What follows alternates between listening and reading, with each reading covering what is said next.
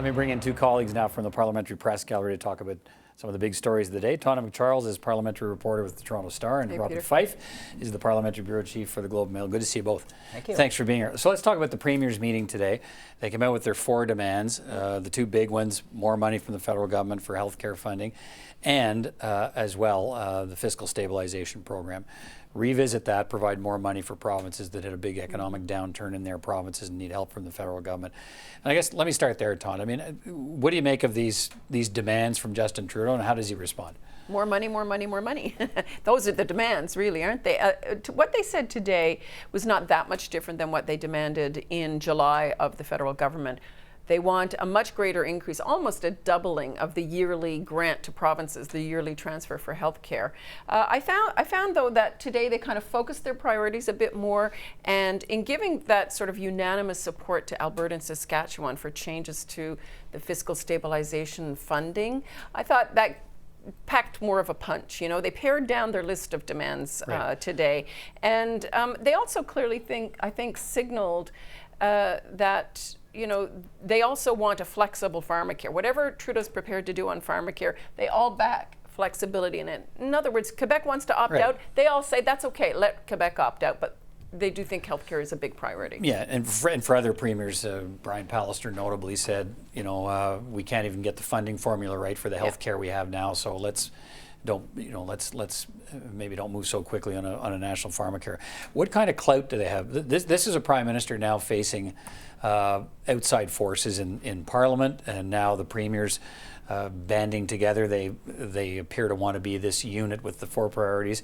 Are they a significant political force for Justin Trudeau? Does he need to be concerned about this? Well, yeah, look, I think it was a smart strategy on their behalf to, as Tonda said, to focus on some key priorities, particularly healthcare, which is absolutely essential. We all understand that. The waiting times are important. It's very expensive.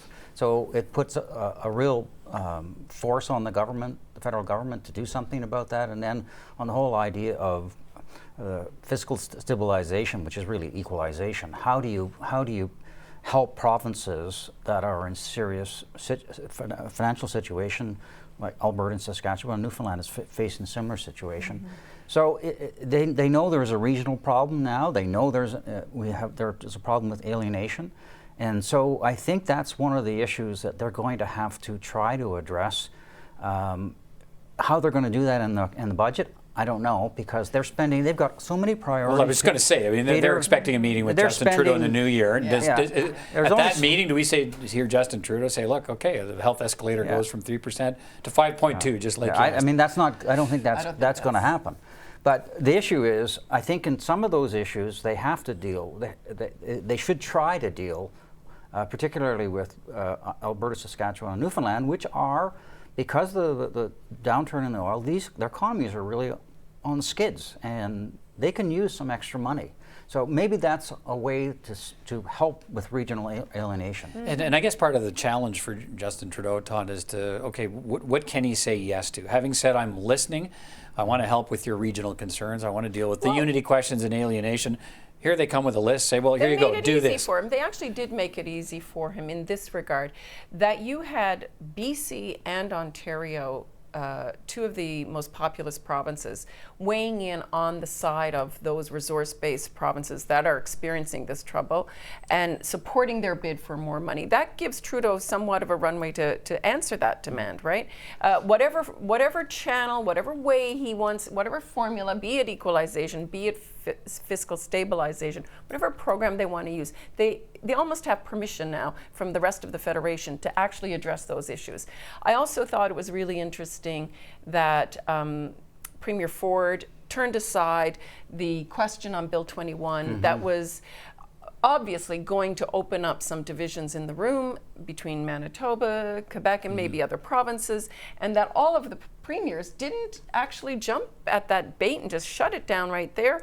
So that shows Trudeau that, look, they're doing what they need to do to present a united front to the country. It's always more advantageous for federal government if the provinces themselves can't get along. Another issue that I found really interesting is the way they were talking about getting natural gas, liquefied natural gas to Asia.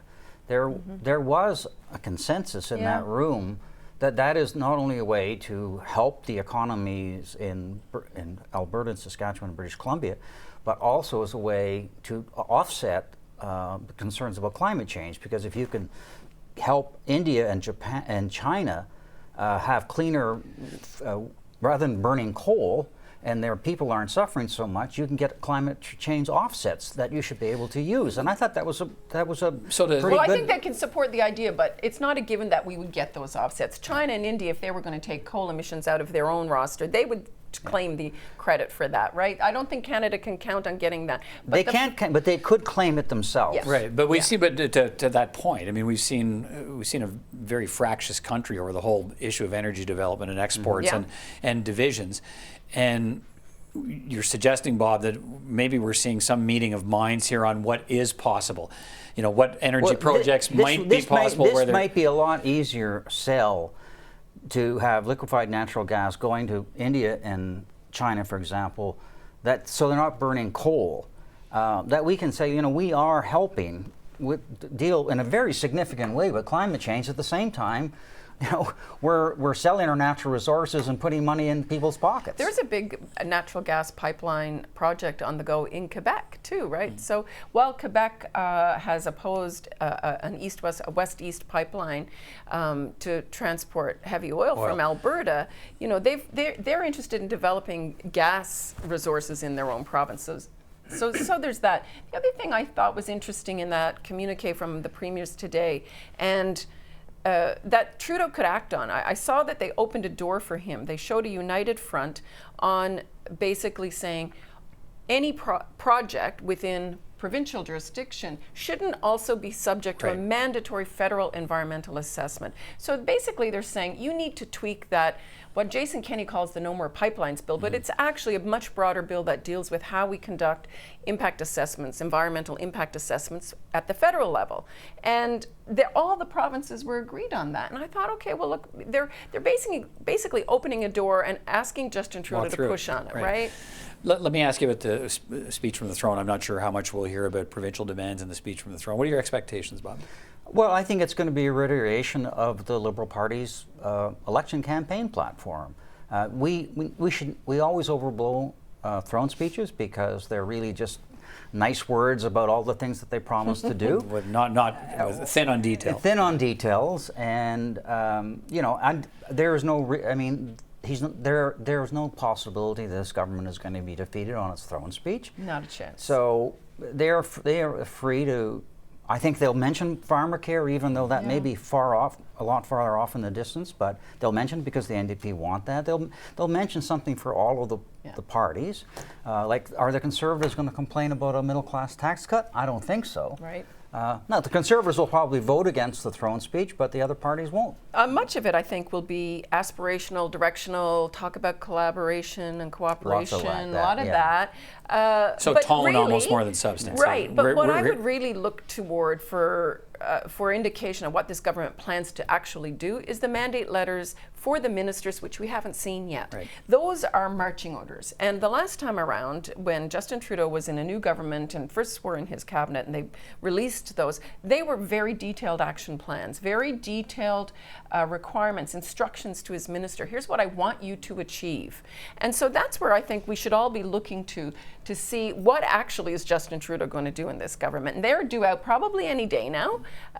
There was no word of it today, but I think all those ministers have had conversations with Trudeau about, you know, in large part what he'd like them to do. But here, you know, they haven't gotten their instruction manual yet, and that's what we need to look at. You mentioned that there's no possible way that the government is defeated over the speech from the throne, which brings me to what we should expect to see from the other leaders in Parliament, the opposition leaders, and specifically Andrew Scheer.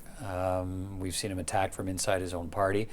How does that change the dynamic in the House? Can Justin Trudeau put a little check beside Andrew Scheer and say, don't have to worry about that?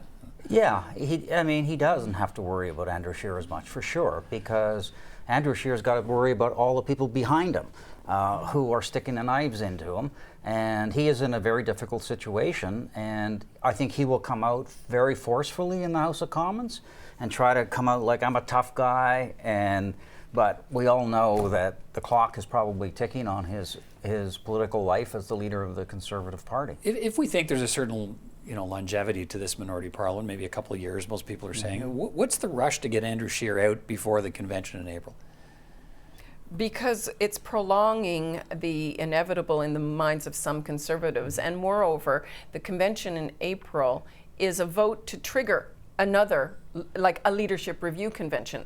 So it's almost a two-step process, and there are many But you couldn't, there's no way they could make the convention in April a leadership convention. But to answer your question, though, many Conservative riding associations are concerned about the idea that they would have to send delegates to a convention in Toronto and then have to go back to a leadership convention. Well, that's all well and good for some riding associations in the West that are rich, but actually there are a lot of remote riding associations that don't have the funds to send do that once to a leadership delegates within 6 months to a convention where a question could be decided in one go. Yeah, and I think they would like to have a leader in place by the fall, if in fact Mr. Scheer is either quits or runs again.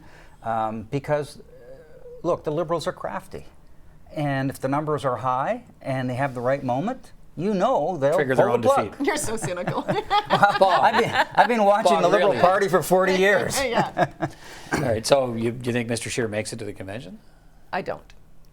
Based on what I hear from Conservatives, I'm quite struck, not just how weak his support is in Quebec and Ontario, but I was surprised last week. I reported on the depth of the frustration and anger in Alberta toward him.